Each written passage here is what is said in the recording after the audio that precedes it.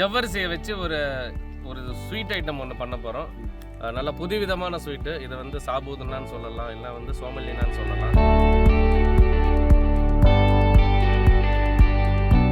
சாதாரண ஸ்வீட்டு பண்ணாமல் உள்ளே வந்து பூரன் வச்சு பண்ண போகிறோம். கற்கண்டும் நம்ம ஏலக்காவும் போட்டு பொடி பண்ணி வச்சுருக்கோம், அதை இதை சேர்த்துக்க போகிறோம்.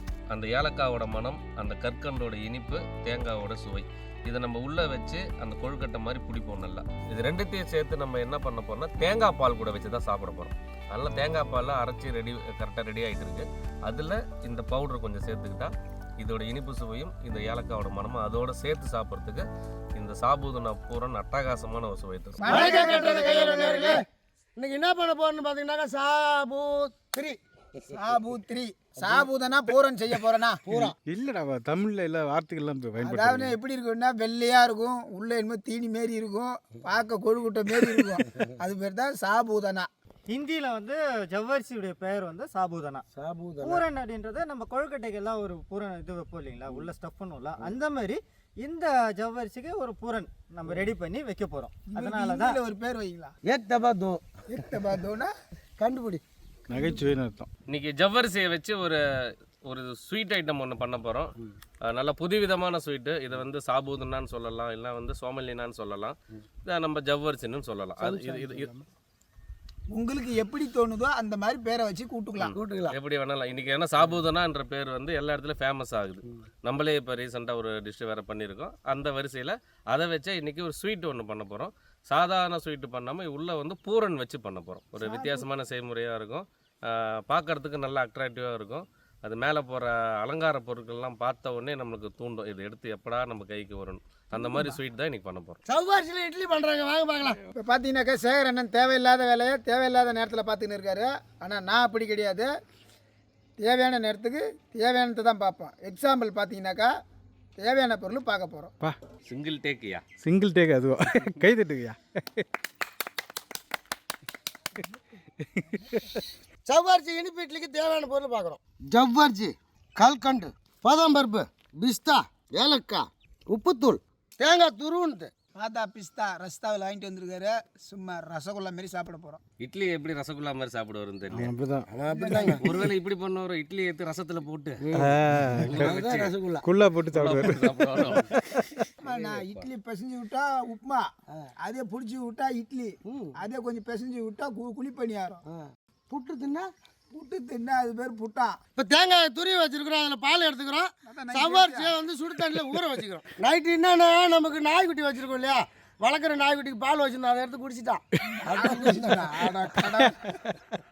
இப்போ ஜவ்வரிசி வந்து கிட்டத்தட்ட நம்மளுக்கு ஒரு மணி நேரம் 2 விதமாக ஊற வைக்கணும்னா, அதுக்கப்புறம் தேங்காவை துருவி வச்சுருக்கோம். அது துருவின தேங்காய் வேணும், மீதம் உள்ள தேங்காவை பால் எடுத்து வச்சுக்கிறோம்.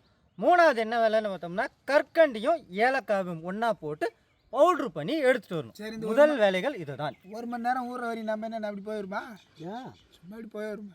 அது ஒன்றும் இல்லை பாண்டு, ஒன்றும் இல்லைன்றா அப்புறம் சொல்கிறேன். அங்கே வேலையில் ஆடு மேய்ச்சி 2 பிள்ளைங்க ஆடு மேய்ச்சின்னு இருக்குவா, அது பார்க்கறதுக்கு கூப்பிட்றான்.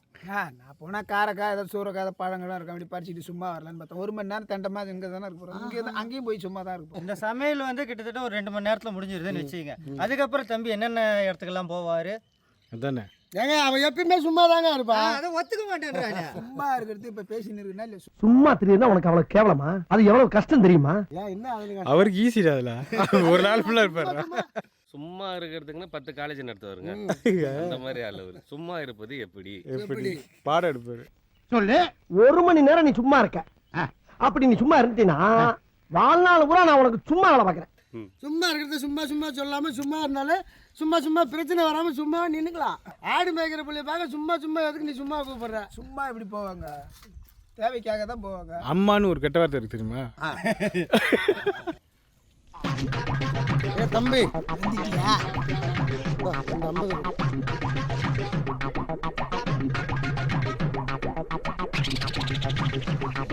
பணத்தை பார்த்துதான் இல்லையா? எவ்வளோ நேரம் தான்டா நோட்டை திருப்பி பார்த்துட்டு இருப்பா? கைகள் நல்லா தானே இருக்குது, எதுக்கு இந்த பழப்பு உனக்கு? நீ ஒரு ஆள் தான் கிளம்பிருக்கா இல்லை உங்கள் ஊரில் நிறைய பேர் கிளப்பி லாரியில் ஏற்றி அனுப்பிச்சிருக்கா? காசை கொடுத்துட்டு தானே கேட்குறேன். நானே கேட்குறேன்னா 10 ரூபாய்க்கு எப்படின்னா 2.50 வரும்? 2.50 அவன் வச்சுனா இல்லைன்றானே. இல்லை நானும் பார்த்துக்கினே இருக்கிறேன், 10 ரூபாய்க்கு கொடுத்துட்டு 2.50 கேட்குறா. அட அரை மண்டியா, உன் பின்னாடி இருக்கு பாரு அதை குடுறா. ஓ கண்ணு தெரியாத பிச்சைக்காரனா நீ? முழு மண்டை தான் இருக்குது, அரை மண்டைன்றா. அதான் இந்த பக்கம் தான் 10 ரூபா கொடுத்துருக்காரு. இந்த பக்கம் பாதி ஏறிடுச்சு, இந்த பக்கம் பாதி ஏறிடுச்சு. பின்னாடி இருக்கு பாரு மரமண்டா. அதுவா தரத்தில்லையா? அதை நாய்க்கு வச்சிருக்கோம் நீ கேட்குறா? அதுதான்டா 250. முன்ன பின்ன 50-50 வாங்கியிருக்கியா நீனா? ஏன் நாய்கிட்ட வாங்கி துணி தின்னே உனக்கு பழக்கம் வாங்கி போச்சு. அட நாய்கிட்ட பிடிங்கி தின்ன நாய. 250? ஆமா. இங்க 250? இங்க 250? வர்றா இங்க 250? இங்க இங்க அங்க ஒன்றும் இல்லை. மொத்தம் 2 பாக்கெட்டு சேர்ந்து எத்தனை 50 இருக்குதா? அதான்டா 250. 250 இருக்குது. அதுல வந்து தள்ளுபடின்னு போட்டிருக்கான் பாரு. தள்ளுபடியா? இங்க பாரு 21% தள்ளுபடி. தள்ளுபடி இல்லைனா? தள்ளுபடி இல்லைனா எக்ஸ்ட்ரா. எக்ஸ்ட்ரால அது தள்ளுபடியா? அதான் 250 எக்ஸ்ட்ரா. ஏய் வளர்ப்புனா தான் கரெக்டாக காசு பிடிக்குதா? அட நாய் பிச்சு கட்டு தின்ன நாய. எங்கடா பெல்ட் மட்டும் இல்லையோ? ஏன் மேல கடாசுனா ஒரு 1/4 கிலோ அளவுக்கு கற்கண்டு, கற்கண்டு, ஒரு 15லேருந்து 20 ஏலக்காய், இது ரெண்டையும் ஒன்றா போட்டு நல்லா பவுடராக அரைச்சிட்டு வரணும். அரிசிட்டு வரணுமா? பாலுக்கு பூனை காவல் விடுறாங்க பார்த்துக்குங்க. கிட்டத்தட்ட ஒரு மணி நேரமாக நம்ம ஜவ்வரிசியை நல்லா ஊற வச்சுக்கிறோம். ஒரு 2 செய்முறையில் ஊற வச்சுக்கிறோம். இதில் பாதி அளவு ஜவ்வரிசியை நம்ம தண்ணி புழிஞ்சு எடுத்து வச்சுக்கிறோம். மீதி பாதியை அப்படியே கொஞ்சம் அரைச்சி ஒன்றும் பாதியமாக அரைச்சி கொண்டு வரோம். இதுவும் ஒரு செய்முறை. இப்போ 2வது வாட்டி சுடு தண்ணி சேர்க்குறோங்க. இதுவும் ஒரு 20 நிமிஷம் ஊறணும். அப்போ தான் நல்லா சாஃப்டாக கிடைக்கும். நல்லா சாஃப்டாக கிடைக்கும். அதுக்கான ரிசல்ட் கிடைக்கும். நம்ம வேண்டிய ஷேப் நம்ம உருட்டுறதுக்கு வாட்டமாக இருக்கும். இப்போ ஊறிட்டு பிறகு அந்த தண்ணி ஊற்றினோமா இழுத்துக்குமா? இழுத்துக்கும், நல்லா இழுத்துக்கும். நம்ம இழுக்கும் போது என்னென்னா இன்னும் கொஞ்சம் சாஃப்ட் ஆகும். நம்ம வேண்டிய ஷேப்பு பிடிக்கிறதுக்கான ஏதுவாக அமையும். அது முடிக்கும் 20 நிமிஷம் ஸ்டே பேக். ஓகே. என்னமோ சொன்னார், என்னென்ன சொன்னார்? ஸ்டே டியூப்னு சொல்லுவோம். சரி பொறுத்துருங்கள். விடுமுறை ஓய்வு டீ டைம். இப்போ நம்ம உள்ள ஸ்டஃப் பண்ணுறதுக்கு பூரன் வந்து ரெடி பண்ண போகிறோண்ணா. பூரன் என்றால் என்ன? தேங்காய் இனிப்பு தீனி. நீங்க சொல்லுங்க. உள்ளே பூறுவதனால் அது பூரன் என்று பெயர் அழைக்கப்படுகிறது. ஐயா இது எந்த ஊர் பூரன்? பூரன் வந்து ஃபேமஸ் கேரளா சைடுங்க. அவங்க வந்து தேங்காயில் தான் அதிகமாக ஸ்வீட் பண்ணுவாங்க. அவங்க பண்ணுற ஸ்வீட்டு தான் இது. இந்த தேங்காயில் நம்ம சர்க்கரை சேர்த்து பாவு மாதிரி ஆக்கி பண்ணுறது ஒரு விதமான பூரன். இப்போ நம்ம பண்ணுற பூரன் வந்து பார்த்திங்கன்னா எண்ணெய் எதுவுமே பயன்படுத்தாமல் வெறும் தேங்காவில் சர்க்கரை தூள், அது கூட வாசனைக்கு ஏலக்காய் பவுடர் ரெண்டுமே சேர்த்து அரைச்சி வச்சுக்கிறோம். இதுவும் பூரன் தான் சொல்லுவாங்க. இந்த 2 மூஞ்சியும் கொஞ்சம் கேமரா உத்து காட்டு. ஏன்டா தம்பி? இல்லை ஏதாவது ஒரு மாற்றம் தெரியவே மாட்டேங்குது. என்ன மாற்றம் தெரியும் உனக்கு? மாற்றம் கொஞ்சம் தெரிய மாட்டேங்குதா? என்ன என்னமோ இறந்துட்டு உட்காந்துருக்க மாரியே உட்காந்துருக்கேன். உனக்கு வேற மாதிரி தெரியல நாங்கள் உட்காந்துக்கிறத பார்த்தா. அவர் ஒரு தட்டு, இவர் ஒரு தட்டு. இன்னொருத்தர் வருவார்டா. அவர் பெரிய தட்டு. இதில் வந்து ஒரு தேங்காய் எடுத்துருக்கோண்ணா. தேங்காய் பாலுக்கு ஒரு தேங்காய், உள்ள பூரனுக்கு ஒரு தேங்காய். தேங்காவை நல்லா துருவி பூ போல் எடுத்துக்கிறோங்க. பூ தான் தேங்காய் பூ. நல்ல வாசனை வந்துச்சேன். அருமையான வாசனைண்ணா. இதில் வந்து கற்கண்டும் நம்ம ஏலக்காவும் போட்டு பொடி பண்ணி வச்சுருக்கோம். அதை இதை சேர்த்துக்க போகிறோம். இதுக்கு தேவையான இந்த 3 பொருள் தான். அந்த ஏலக்காவோட மனம், அந்த கற்கண்டோட இனிப்பு, தேங்காவோட சுவை. இதை நம்ம உள்ளே வச்சு அந்த கொழுக்கட்டை மாதிரி பிடிப்போம். நல்லா இந்த பூரனோட சுவை தனியாக கடிச்சு சாப்பிடும்போது நல்லா சூப்பராக ஜூஸியாக இருக்கும். அது மட்டும் இல்லாமல் தேங்காய் உடம்புக்கு நல்லது. நல்ல கொழுப்பு நமக்கு உடம்புக்கு கொடுக்கக்கூடியது தேங்காய். இப்படி வாழைப்பழத்தை சேர்த்தீங்கன்னா பழனி வந்துடுவீங்களா இருக்குது கேரளாவிலேருந்து? இல்லைடா தம்பி, வாழைப்பழத்தை சேர்த்தாலும் கேரளா தான்.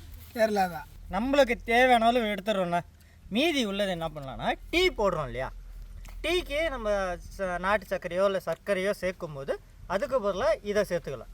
அவ்வளோ மனமாக இருக்கும், அவ்வளோ சுவையாக இருக்கும். இந்த டீயோட வந்துட்டார். ஐயா டீ இல்லைன்னா அவர் இருக்க மாட்டார். தேங்காய் பால் ஒன்று வச்சுருக்கோம். தேங்காய் பாலில் இனிப்புக்கு இதை சேர்த்துக்கிறோம். இந்த பூரன் வந்து நம்ம உள்ளே வைக்கிறதுக்கு, அது இல்லாமல் வந்து சாபூதனா பண்ணுறோம். இது ரெண்டுத்தையும் சேர்த்து நம்ம என்ன பண்ண போகிறோம்னா தேங்காய் பால் கூட வச்சு தான் சாப்பிட போகிறோம். அதனால் தேங்காய் பாலில் அரைச்சி கரெக்டாக ரெடி ஆகிட்டு இருக்குது. அதில் இந்த பவுடர் கொஞ்சம் சேர்த்துக்கிட்டா இதோட இனிப்பு சுவையும் இந்த ஏலக்காவோட மனமும் அதோடு சேர்த்து சாப்பிட்றதுக்கு இந்த சாபூதனா பூரன் அட்டகாசமான ஒரு சுவை தரும். கொஞ்சம் தான் சேர்க்கவா இருக்கு, மீதியான டீக்கு தான் எடுப்போம். அவ்வளோதாங்க. இந்த தேங்காவோட ஈரத்திலே இந்த பூரன் அட்டகாசமாக ரெடி ஆயிடுச்சு. எல்லாம் ஒன்றோட ஒன்று நல்லா மிக்ஸ் ஆகிடுச்சு. சுவை பார்த்தேன் ஐயா, வேறு ஒன்றும் இல்லை. அது எப்படி பார்த்தீங்க? அது நம்ம பிசைஞ்ச போக மிச்சதை டேஸ்ட் பார்த்தது இப்படி தான். நாக்கில் நக்கி பார்த்தா ஒரே புளிப்பு. இப்போதைக்கு இதை வடிகட்டிக்கிறோம். எப்போதைக்குண்ணா? இப்போதைக்கு நம்ம 1/2 கிலோ ஜவ்வரிசி எடுத்து 2 செய்முறையில் சுடுதண்ணியில் 1 மணி நேரம் ஊற வச்சதை பாதி அரைச்சி வந்துருச்சுன்னா மீதியை வடிகட்டி எடுத்துருக்கோம். நல்லா சுட தண்ணியில் ஊற வச்ச ஜவ்வரிசியை வடிகட்டி எடுத்தாச்சு. பாதி ஜவ்வரிசியை அரைக்க கொடுத்துருந்தோம், அதுவும் அரைச்சி வந்தாச்சு. இது ரெண்டுத்தையும் இப்போ ஒன்று சேர்த்தா தான் நம்மளால் வேண்டிய ஷேப் நம்மளால் பிடிக்க முடியும். நல்லா அரைச்சி எடுத்து வந்துருக்காங்க. நல்லா அரைச்சாச்சு. அரைச்சி அரைப்பு அப்படி இந்த மாதிரி ஒரு குழகுழப்பு இருந்தால் தான் பிடிக்க முடியும் ஷேப்பு. அதனால் அண்ணன் மூடியை திறந்துட்டாரு, இனி போடாத விட மாட்டார். பிசைஞ்சு போட்டு நம்மளுக்கு அப்படியே கொழுக்குட்டையாக எடுத்து தராரு. பூரா பூரா ஜவ்வரிசியில் வந்து எந்த ஒரு டேஸ்ட்டுமே இருக்காதுண்ணா. காசு நம்ம எதுவுமே நம்ம சேர்க்கல இல்லையா, அதை இனி பார்க்குறதுக்கு கொஞ்சம் கற்கண்டையும் ஏலக்காய் இடிச்சதை சேர்த்துக்கிறோம். இது அப்படியே எல்லாத்தையும் ஒன்று சேர்த்துக்கிறோம். நல்லா டைட்டாக பிசைஞ்சிருங்க.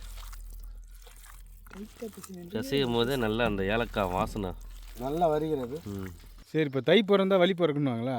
அதோட உண்மையான அர்த்தம் என்னென்னா, தை பிறந்தா வழி பிறக்குனாக்கா ஃபஸ்ட்டு வந்து முதல்ல ஒருத்தன் கருது அறுக்க ஆரம்பிச்சிட்டான்னா அது மூலிமா காற்று உள்ளே போய்கினே இருக்கும்.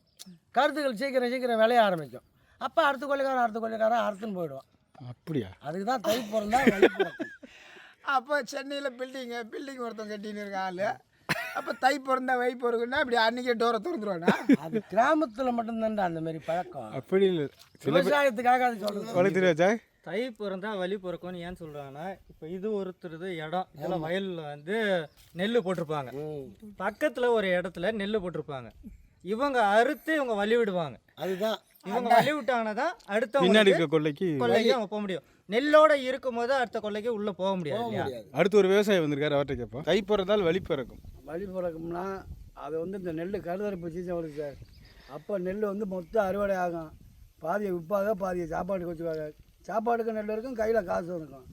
அதுக்கு தான் தை பிறந்தா வழி பிறக்கும்பாங்க. தவறாக சொல்லிட்டாங்கன்னா இப்போ நான் கரெக்டாக சொல்கிறேண்ணா. தை பிறந்தா வை பிறக்கும் 1958 SS ராஜேந்திரன்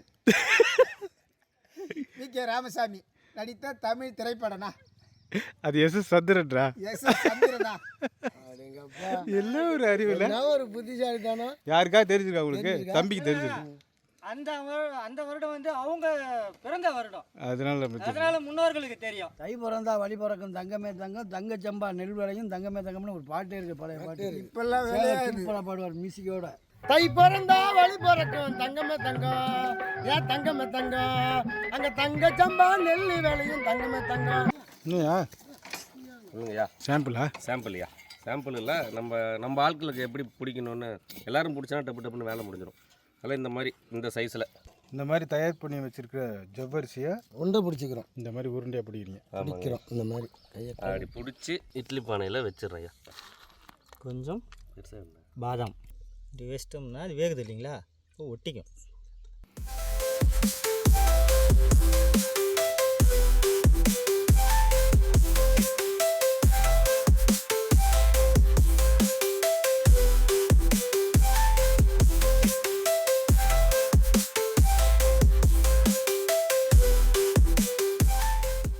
நம்ம ரெடி பண்ண சாபூதனா பூரன் ஆவியில் வேக வைக்க போகிறோம். இட்லி குண்டா நீர் ஆவியில் வேக வைக்க போகிறோம். 15 நிமிஷம் வேகணும். சாபூதனா பூரா அந்த சாப்பிட்றதுல பூரா போதா, அதுதான் சொல்கிறாங்க. உன்னை திட்டுற மாதிரியே இல்லை. அதான் கற்கண்டு ஏலக்காய் இதெல்லாம் சேர்த்து ஒரு பவுடர் ஆக்கி வச்சுருக்கோம். இதை வந்து தேங்காய் பாலில் சேர்த்து நம்ம அந்த பூரனோடு சேர்த்து சாப்பிட்றோம். பழனிப்பா வா, உண்டே எடுக்கும் வா. நல்லா வந்து வள்ளிய ஸ்தானமாயிட்டு உண்டுடா. இவட கூசண்டி ரெண்டுமே தப்பு தாங்க. இவர் உட்கார சொல்றாரு, அவர் இடத்த சொல்றா.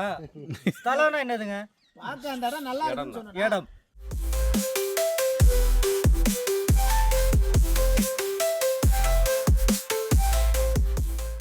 அடுத்தது நம்ம தேங்காய் பால் சேர்த்துக்கிறோங்க. இது கூட இதோடு சேர்ந்து சாப்பிடும் போது வேற மாதிரி இருக்கும். வேற மாதிரி பண்ணுறாங்கப்பா. வேற மாதிரி சேரண்ணா. அதோட பிஸ்தா கொஞ்சம் மஞ்சள் கலந்துட்டா பாதாம் கலந்துட்டா மஞ்சள் அதுலேயே பாதாம் சேர்த்து வரோம். பாதாம் அரைச்சி வச்சாதான் அது பாதாம் பால். அப்படி இல்லைன்னா அது மசாலா பால். மசாலா பால். சாபூதனா பூரன் சும்மா சம்பவம் பண்ணிட்டானா. இப்போ நம்ம பண்ணிடலாம். இதே மாதிரி ஒன்று கடிச்சது பார்த்த மாதிரி தட்டு கொடுங்க சார். சாரி சார், இது எடுத்து தட்டில் எடுத்து கையில் வச்சுக்கலாம். இப்படி சாப்பிடணும். நல்லா ஊற வச்சு தேங்காய் பால். ஊர்ச்சா வச்சாடி சுவை அடிச்சிக்க முடியாது. சாப்பிடு. அட்டகாசம் அருமையாக இருக்குது. Very good job. Very good job. செய்யும் போதெல்லாம் டவுட்டாக மட்டும் கேட்பார், வந்துருமா வருவா வருமா. சம்பூர்ணா சும்மா அப்படி தகன்னு இருக்குண்ணா. சூப்பராக இருக்குது, அடிச்சிக்க முடியாது, செம்ம டேஸ்ட்டு. நல்ல பஞ்சு மாதிரி இருக்குங்களா ம் சார். உள்ள நம்மளுக்கு இந்த பூரனோட இருக்கும். Super sir. பூரனோட சூடாக தேங்காய் பால் டிப் பண்ணி இப்படி சாப்பிட்ணும். இப்படியும் சாப்பிட்லாங்க. எப்படிங்க? இப்படியும் சாப்பிட்லாம். என்னங்கய்யா தட்டோட எடுத்துட்டீங்க? ஹாப்பி பர்த்டே கொண்டாட போகிறேன். முடிச்சு இப்படி ஒரு கட் பண்ணி அப்படியே பூரணை தனியாக பிரிச்சுக்கிறையா.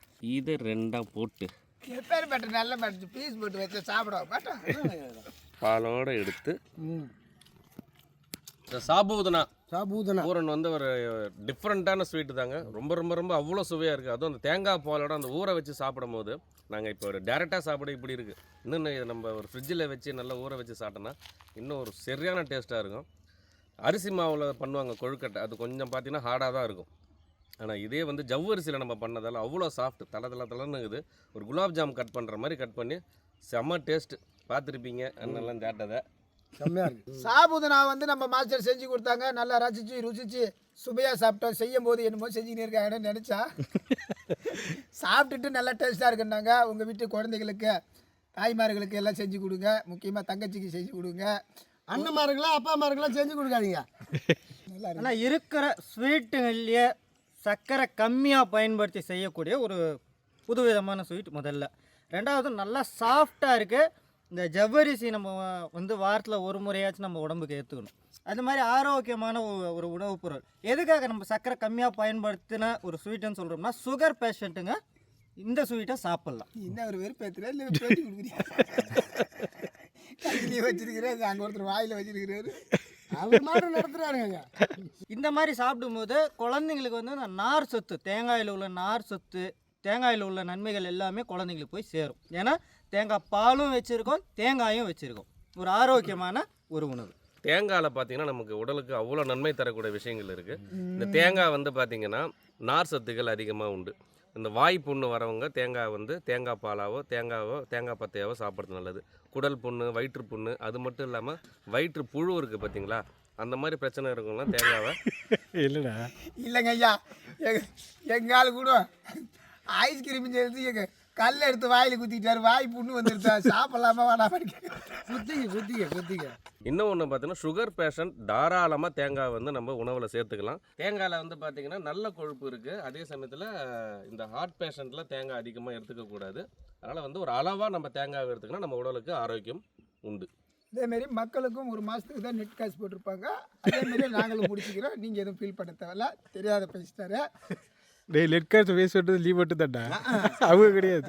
இதே மாதிரி நகைச்சுவையும் இனிப்பு சுவையும் அடுத்தடுத்து காத்துக்கிட்டே இருக்குது. நீங்கள் பண்ண வேண்டியதெல்லாம் கட்டுறது கையாளு சேனலில் லைக் பண்ணுங்க, ஷேர் பண்ணுங்க, கமெண்ட் பண்ணுங்க, சப்ஸ்கிரைப் பண்ணுங்க, மறந்துடாம பெல் பட்டனை பிரஸ் பண்ணுங்க. ஃபேஸ்புக்கில் பேஜ் இருக்குது, ஷேர் பண்ணுங்கள், லைக் பண்ணுங்கள், ஃபாலோ பண்ணுங்க. பண்ணுங்கள்.